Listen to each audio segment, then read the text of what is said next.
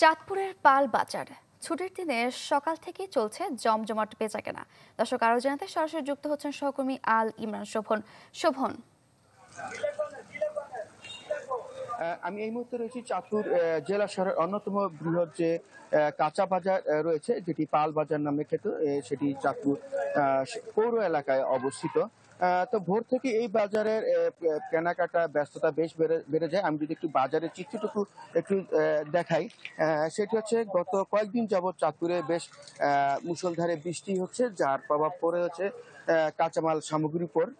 এখানে দেখা যাচ্ছে যে শীতকালীন যে ফসল উঠেছে সেটি হচ্ছে যে লাল শাক সহ অন্যান্য শাকসবজি উঠেছে, আর এছাড়া পুঁই শাক রয়েছে, এছাড়া দুন্দুল, পটল, করলা সহ অন্যান্য জিনিসপত্র মোটামুটি আমদানি রয়েছে। ব্যবসায়ীরা বলছেন কয়েকদিন যাবৎ বৃষ্টিপাতের কারণে এখানে আমদানিতে বিগত সময় তুলনায় কিছুটা ভাটা পড়েছে, যার কারণে এখানে কাঁচামালের দাম কিছুটা বাড়তি রয়েছে।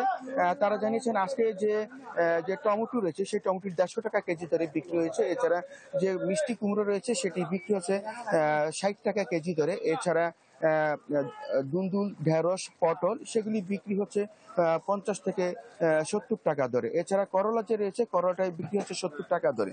আর যে লেবু রয়েছে সেটি বিক্রি হচ্ছে প্রতি হালি 40 টাকা দরে। তো ব্যবসায়ীরা বলছেন বৃষ্টির কারণে কিছুটা দরদামে ভাটা পড়েছে, সেই সরবরাহ বৃদ্ধি পেলে দাম কিছুটা সামনে কমে আসবে। তো এই ছিল চাঁদপুর থেকে কাঁচা বাজারের সর্বশেষ খবর।